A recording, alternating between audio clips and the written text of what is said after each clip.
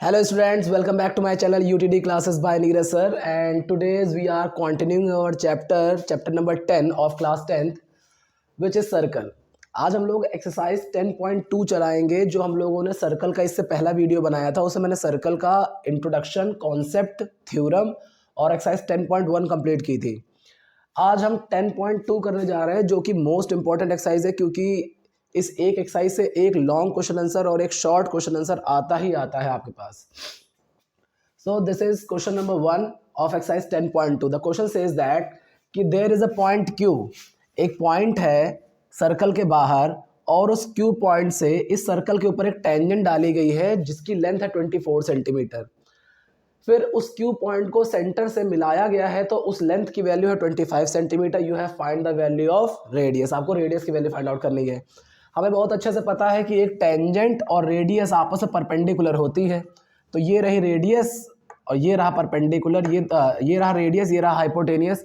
ये दोनों एक दूसरे क्या है, परपेंडिकुलर होते हैं। तो इस वजह से ये राइट एंगल ट्राइंगल हो गया। और राइट एंगल ट्राइंगल में जब दो साइडें गिवन हो, तीसरी मालूम करनी हो तो क्या लगाते हैं, पाइथागोरस थ्योरम। तो हम इसमें क्या लगाएंगे, सीधा पाइथागोरस थ्योरम हम लिखेंगे। In triangle POQ this is base का स्क्वायर प्लस परपेंडिकुलर का स्क्वायर इक्वल टू हाइपोटेन्यूज का स्क्वायर। बेस कितना है, मान लेते हैं 25 का होल स्क्वायर है, 24 का होल स्क्वायर है। परपेंडिकुलर कितना है, R का होल स्क्वायर है। और हाइपोटेनियस कितनी है, 25 का होल स्क्वायर है। सो दिस इज R स्क्वायर। 24 का स्क्वायर 576 होता है, 25 का स्क्वायर 625 होता है। This is R square equal to 625। ये उधर जाएगा तो माइनस का 576 R स्क्वायर इक्वल टू, आप इसमें से इसको माइनस कर दीजिए, कितना आ जाएगा, यहाँ से कैरी देंगे तो ये आ जाएगा 15 में से 6 जाएगा, बचेगा कितना, यहाँ पे आपके पास में 9 बचेगा, यहाँ बचेगा 61, यहाँ बचेगा 49। तो ये आ जाएगा R स्क्वायर इक्वल टू 7 का स्क्वायर। तो R की वैल्यू कितनी आ जाएगी, 7 सेंटीमीटर। तो यही आपके इस वाले सर्कल की रेडियस हो जाएगी। This is question number 2. In this question, TP and TQ are the two tangents from an external point T. TP और TQ ये दोनों एक्सटर्नल पॉइंट से खींची गई टेंजेंट है, जिसका मतलब ये दोनों आपस में क्या होंगे, इक्वल होंगी। और यहाँ पे जो सेंटर एंगल है POQ is equal to 110, POQ is equal to 110। You have to find the value of PTQ। हमें PTQ निकालना है, इस एंगल की वैल्यू फाइंड आउट करनी है। एक बात आपको बहुत अच्छे से तरीके से पता है कि जो टेंजेंट होती है रेडियस के साथ 90 डिग्री बनाते हैं, तो यहाँ भी 90 डिग्री होगा, यहाँ भी 90 डिग्री होगा। तो हमें बहुत अच्छे से पता है कि PTQO ये एक क्वाड्रिलेटरल है। क्वाड्रिलेटरल का सभी एंगलों का एडिशन कितना होता है, 180 डिग्री, 360 डिग्री। तो बस वहीं से हम निकाल लेंगे। तो कैसे करेंगे, पहले ऐसे लिखेंगे, क्योंकि TP and TQ are tangents and perpendicular with radius. दोनों टेंजेंट और परपेंडिकुलर हो जाएंगे रेडियस के साथ, इसीलिए angle P is equal to angle Q is equal to 90 degree. तो P भी 90 हो जाएगा, Q भी 90 हो जाएगा। अब हम जाएंगे इन क्वाड्रिलेटरल PTQO में, सारे एंगलों का एडिशन हो जाएगा 90 प्लस 90 प्लस 110। और उस एंगल का नाम क्या है, angle PTQ is equal to 360 degree. भाई 90 प्लस 90 प्लस 110 प्लस PTQ, चारों एंगलों का एडिशन कितना होता है, 360 डिग्री होता है। 90 प्लस 90 प्लस 110, ये आपके पास आ जाएगा 90 plus 20 200, 290 plus angle PTQ is equal to 360। Angle PTQ is equal to 360, ये उस तरफ जाएगा तो माइनस हो जाएगा 290। Angle PTQ is equal to ये आपके पास आ जाएगा 70 degree. So this is the answer, angle PTQ is equal to 70 degree. This is question number 3। In this question P is an external point. P जो है एक एक्सटर्नल पॉइंट है और इस पॉइंट से सर्कल के ऊपर दो टेंजेंट खींची जा रही हैं, PA और PB, जो कि एक दूसरे के साथ 90 डिग्री एंगल पे इंक्लाइंड है। यानी कि PA और PB के बीच में 80 डिग्री का एंगल है। And you have to find the value of POA। आपको क्या निकालना है, POA की वैल्यू फाइंड आउट करनी है। POA कहाँ है भाई, तो ये है P, ये है O, ये है A, यानी कि इस एंगल की वैल्यू फाइंड आउट करनी है।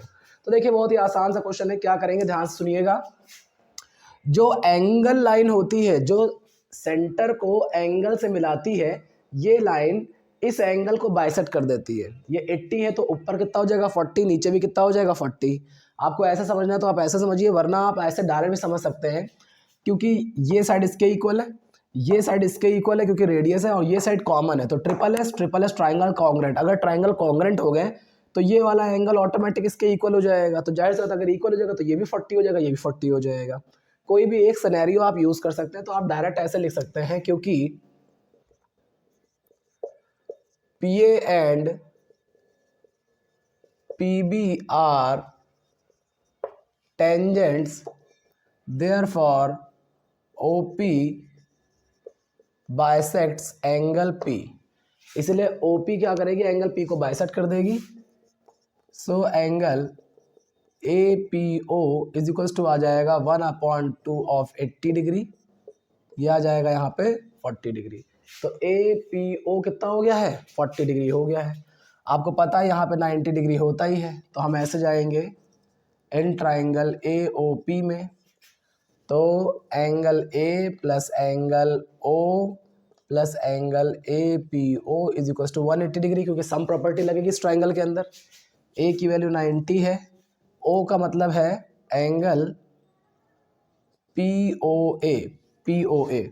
तो एंगल POA निकालना है। एंगल APO की वैल्यू अभी भी मैंने 40 निकाल रखी है, दिस इज 180।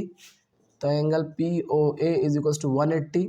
ये दोनों ऐड हो जाएंगे, 90 प्लस 40 इज इक्वल टू कितना हो जाएगा 130। 130 उस तरफ जाएगा तो माइनस का 130, और एंगल POA कितना आ जाएगा 50 degree. So this is the answer.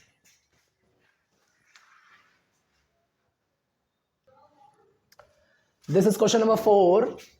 According to this question, prove that the tangents drawn at the end of a diameter of a circle are parallel. कह रहा है एक सर्कल है और उसका डायमीटर है। तो एक सर्कल है और इसका एक डायमीटर है, तो ये रहा इसका डायमीटर। तो कह रहा है एक सर्कल है, उसका डायमीटर है, उसके एंड पे टेंजेंट खींचनी है। तो इसके एंड पे एक यहाँ पे और एक यहाँ पे टेंजेंट खींचनी है। तो एक टेंजेंट यहाँ खींच दी और एक टेंजेंट यहाँ खींच दी। तो कह रहा है कि प्रूफ करो ये दोनों टेंजेंट आपस में क्या है, पैरेलल है। देखिए बहुत ही आसान सा क्वेश्चन है, कुछ नहीं करना है आपको बहुत अच्छे से पता है कि दिस इज अ रेडियस। ये क्या है, रेडियस है। ये भी क्या है, रेडियस है। ये क्या है, टेंजेंट है। ये भी क्या है, टेंजेंट है। आपको बहुत अच्छे से पता है कि टेंजेंट और रेडियस 90 डिग्री बनाती हैं। टेंजेंट और रेडियस 90 डिग्री बनाती हैं। और आपको एक चीज़ और ही पता होगी कि अगर कोई दो पैरेलल लाइनें हैं, इनको एक ट्रांसवर्सल लाइन काटती है तो अल्टरनेट इंटीरियर एंगल्स आपस में इक्वल होते हैं।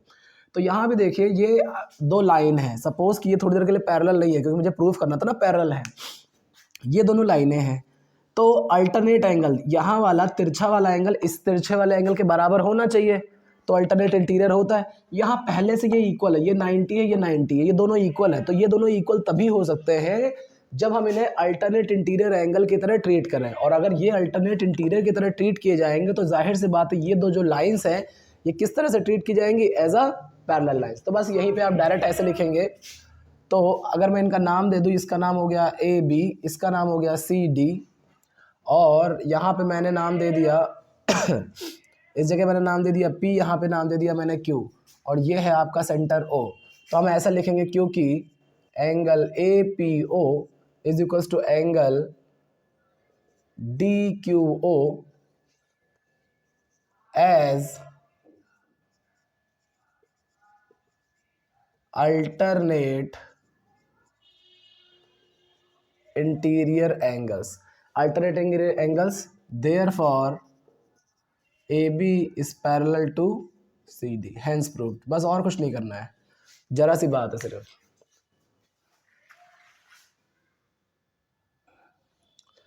दिस इज क्वेश्चन नंबर 5, और ये बहुत ही अजीब सा क्वेश्चन है, और इसको लिखने की, इसकी जो राइटिंग का जो कंपोजिशन स्किल होती है इसकी, वो आपको जानना बहुत ज़रूरी है।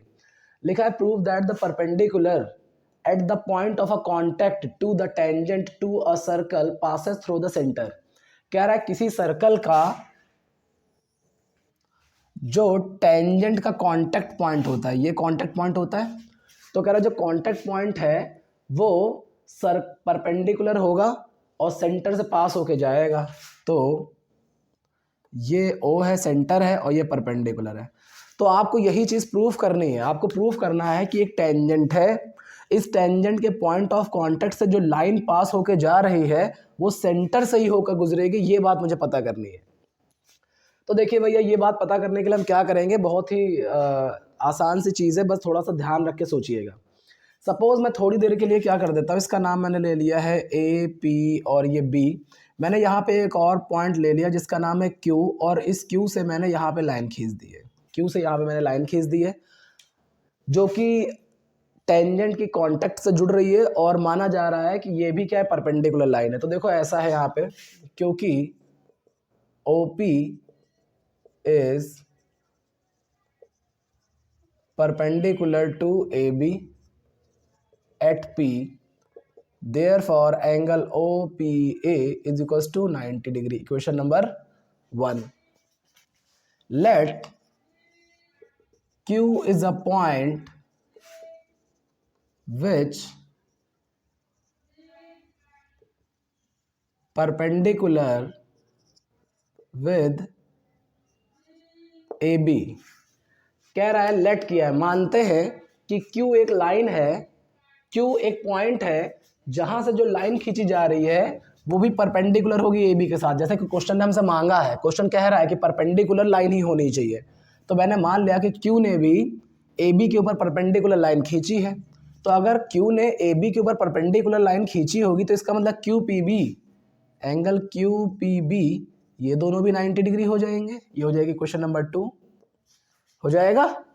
अगर ये दोनों आपस में इक्वल हो जाएंगे, देखो तुम भी 90 के बराबर हो, ये एंगल भी 90 डिग्री, अगर दोनों है तो ये दोनों आपस में बराबर है। फ्रॉम इक्वेशन 1 एंड 2 से एंगल OPA और एंगल QPB दोनों आपस में इक्वल हो जाएंगे। तो यहाँ लिखेंगे this is possible when Q is at on the O। कह रहा है कि ये चीज होना तभी पॉसिबल है जब Q जो है O पर ही खड़ा हो, Q जो है वो O पर ही खड़ा हो। तो हम कह सकते हैं सो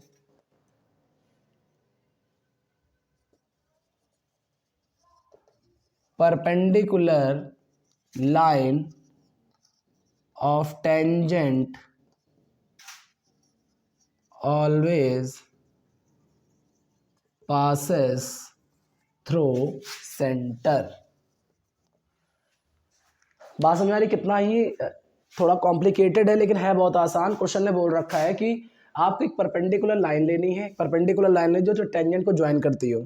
तो ये परपेंडिकुलर लाइन है, टेंजेंट पे ज्वाइन करती है, तो हमें यही प्रूव करना है कि ये परपेंडिकुलर लाइन सेंटर से ही होकर जा सकती है और कहीं से नहीं जा सकती। तो मैंने पहली लाइन सेंटर से खींची है O, और OP परपेंडिकुलर और AB के साथ, इसका मतलब OPA, ये एंगल 90 डिग्री हो जाएगा भाई, कोई दिक्कत नहीं है। फिर मैंने ना लेट किया कि एक दूसरा एक पॉइंट है Q, और वहां से एक लाइन टेंजेंट पे डाली है। अब जो भी लाइन खींचनी है होनी चाहिए परपेंडिकुलर, तो इसका मतलब Q जो है वो AB के साथ परपेंडिकुलर लाइन बना रहा होगा, तो इसका मतलब है QPB या QPA ये भी 90 डिग्री होंगे। तो QPB is equal to 90 degree हो गया। अब भाई अगर ये दोनों एंगल 90 डिग्री के बराबर, तो ये दोनों आपस में इक्वल हो जाएंगे, यानी कि दोनों 90 डिग्री।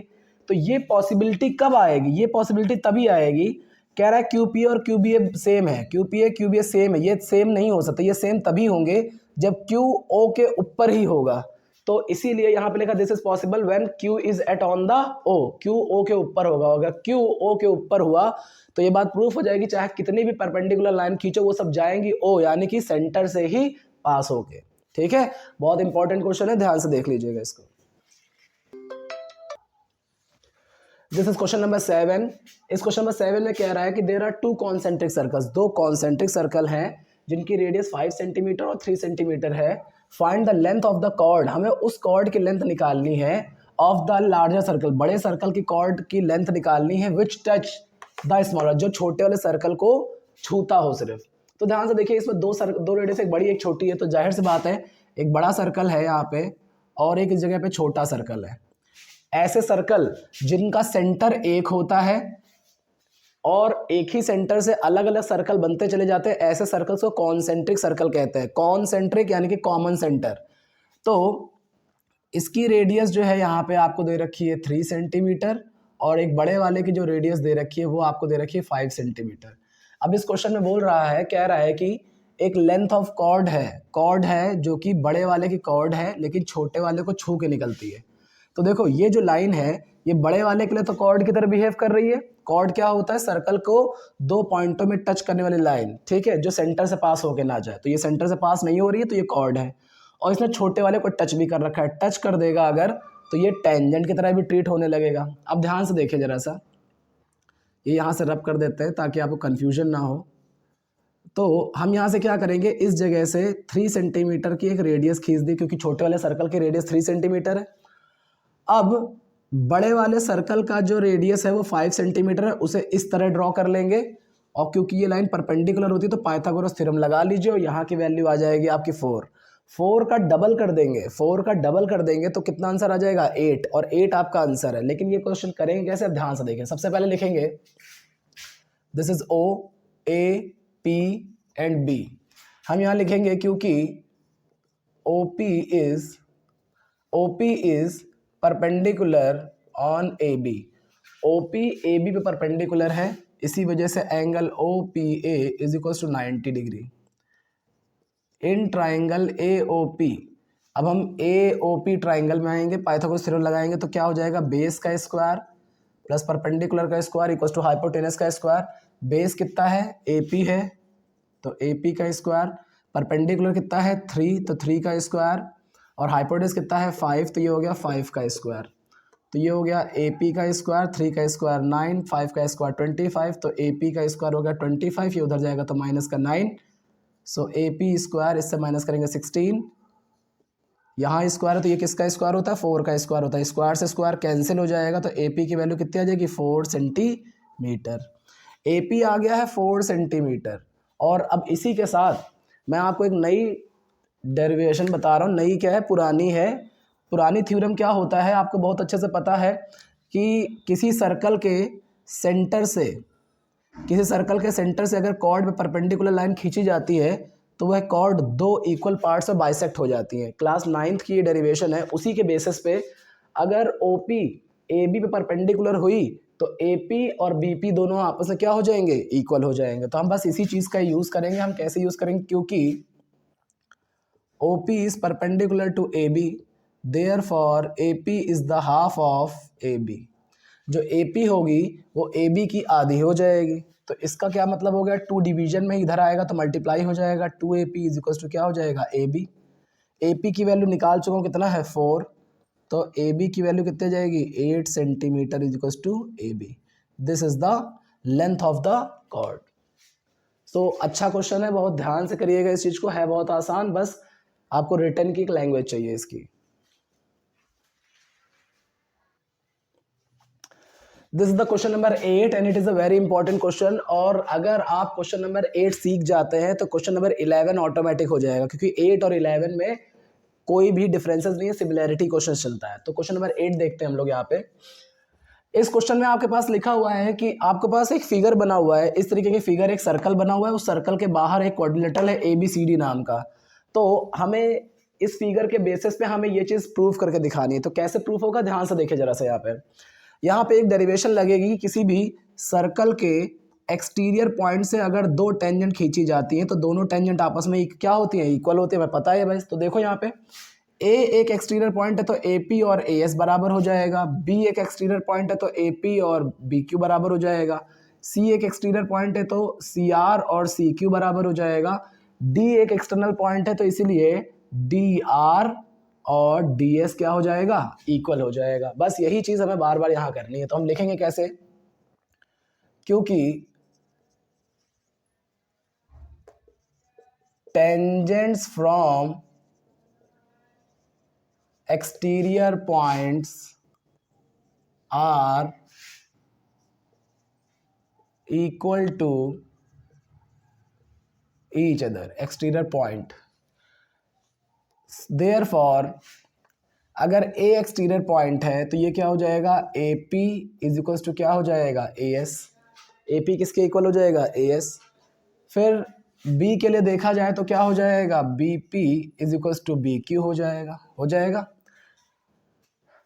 उसके बाद अगला यहाँ पे है, ये हो जाएगा सी आर, ये जो सी आर है वो किसके इक्वल हो जाएगा, सी क्यू के, और यहाँ पे जो डी आर है वो किसके इक्वल हो जाएगा, डी एस के इक्वल हो जाएगा। तो this is the equation number 1, this is equation number 2, this is equation number 3 and this is equation number 4।